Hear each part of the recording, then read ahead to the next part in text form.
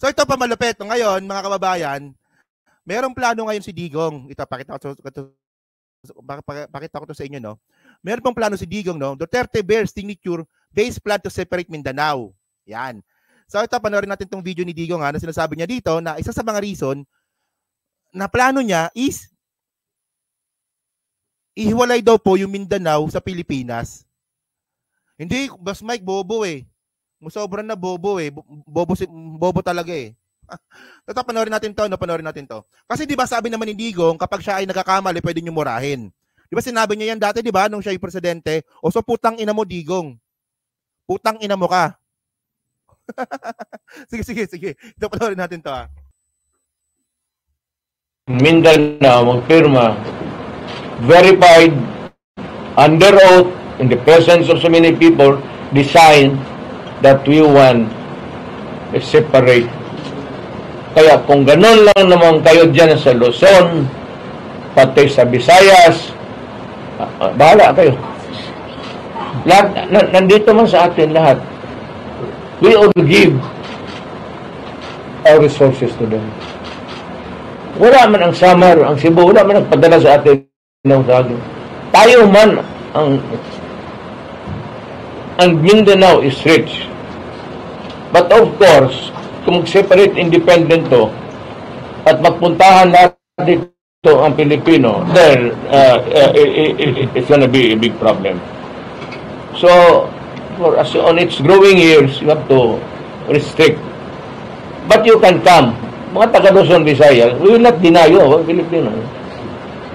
Pero, hindi naman, not really, hindi naman passport. Kunting ano lang yung ibigay na card. Kung mag-independent tayo, kung kayo ninyo, ako gusto ko na. Nagsawa na ako sa ilang presidente na kasi from one glory. Wala nangyari sa Pilipinas. Angat, no?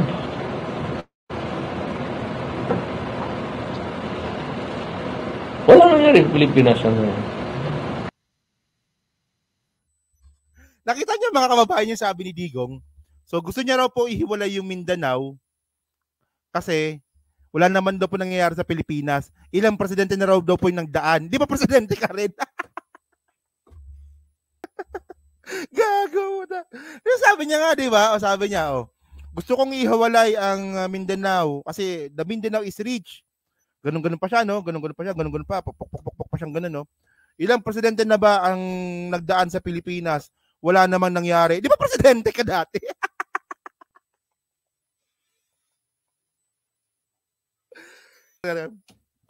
Hindi nga, di ba? Sisihin mo yung sarili mo. Nagrereklamo siya. Ang dami na daw naging presidente ng Pilipinas, wala naman daw nangyari. Naging presidente naman siya dati. Gago. Nung napanood ko to, tawa ko ng tawa. Sabi ko, sabi ko, gago. Ganyan. Nagrereklamo sa mga nagdaang presidente naman siya dati.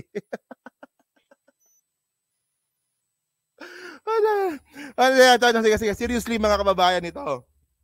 Ang tanong kasi dito, bago po kasi maihiwalay ang Mindanao sa buong Pilipinas, kailangan muna pagbotohan yan. So mabigat yon.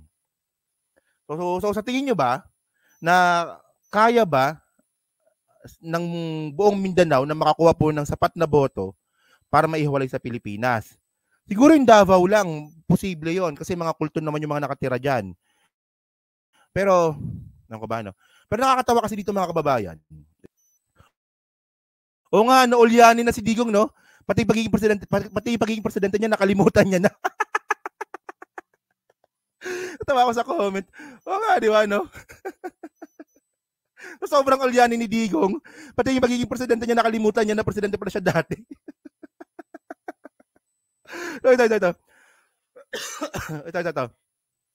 So mga babae kasi, ang problema kasi dito, ito. Okay. So, sinabi niya naman dito, no? Basahin lang natin, no, para mas malinaw. Okay.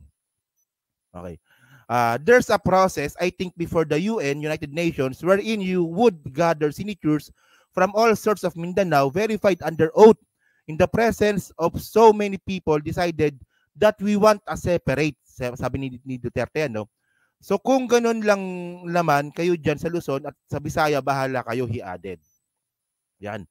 So ang gusto po talaga ng ni Digong, at kasama niya nga po dito si Pantaleon Alvarez na dati niyang House Speaker, ay i-separate daw po yung Mindanao sa Pilipinas. Independent, Republican, parang ganun, no, whatsoever. So ngayon mga kababayan, actually, ang malapit kasi dito, yung mismong pasimuno nito, si Alvarez. Ang sabi ni Alvarez, no, Alvarez bats for an independent Mindanao if Philippines continues to quarrel with China. Ano yan? Oh, gusto niyo mag-separate pala sa Pilipinas at ang pinakadahilan ninyo is inaaway ng gobyernong ito yung China. Hindi nga, di ba? Ayan ba yon? Ito ba yung pinaka-reason ninyo kung bakit gusto nyo humiwalay sa Pilipinas? Kasi nga po nakikipag-away daw tayo sa China. So, anong plano ninyo?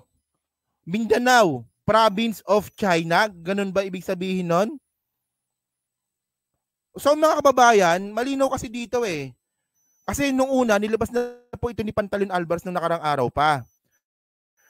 Na gusto daw pong humiwalay ng Mindanao sa Pilipinas.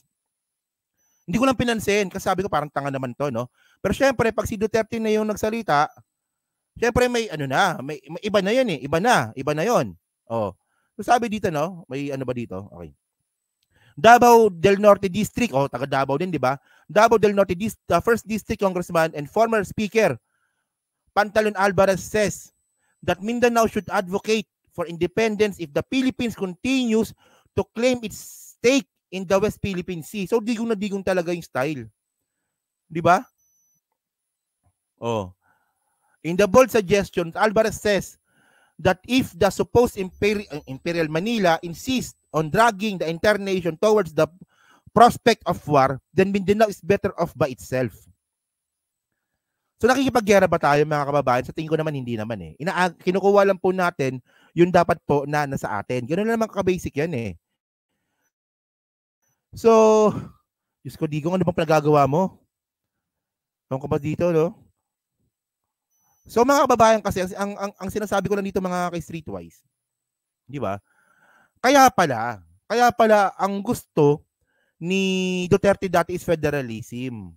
Di ba? Kasi alam naman po natin na isa po sa pinaka risk factor po ng federalism ay posible po maghiwalay po yung mga estado at gumawa po ng sariling bansa. Na which is ayan po ata yung isa sa kinaharap ngayon, I think nung California, di ba? Kasi sa California may mga grupo din po doon na gusto pong humiwalay sa Amerika. So, ayan din po yung isa po sa mga negative na pwedeng mangyari kapag tayo po ay naka-federal. So, kaya pala na ang gusto talaga ni Duterte dati is federalism. Kasi gusto niya talagang ihiwalay yung Mindanao sa Pilipinas. Okay. So, siguro, karapatan ng mga taga Mindanao yan na mamili.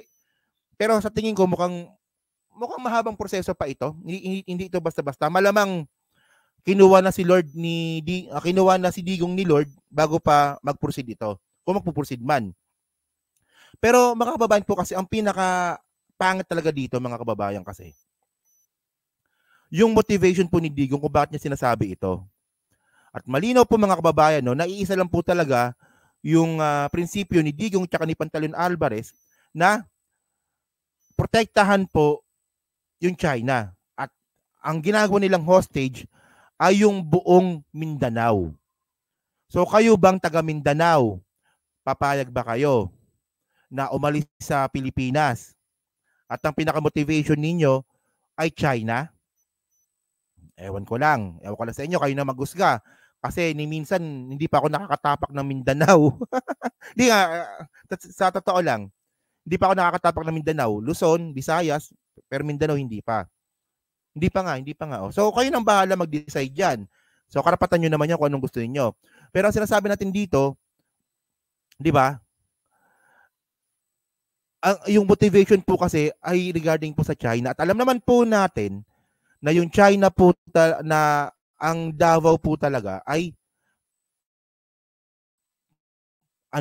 ay marami pong businessman po diyan at meron pong partnership yung Davao City.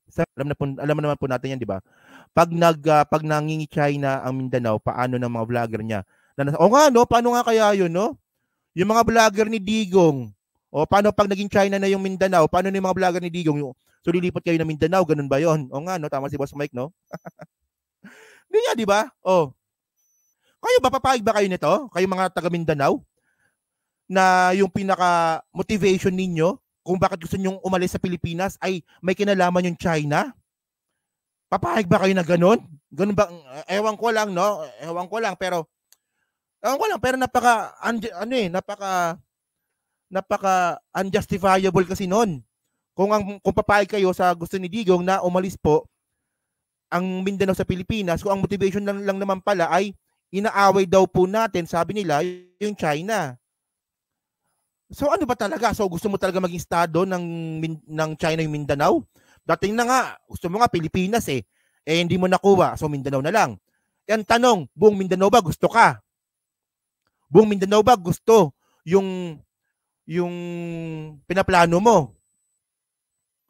Malamang yung mga taga Davao City, siguro ganon.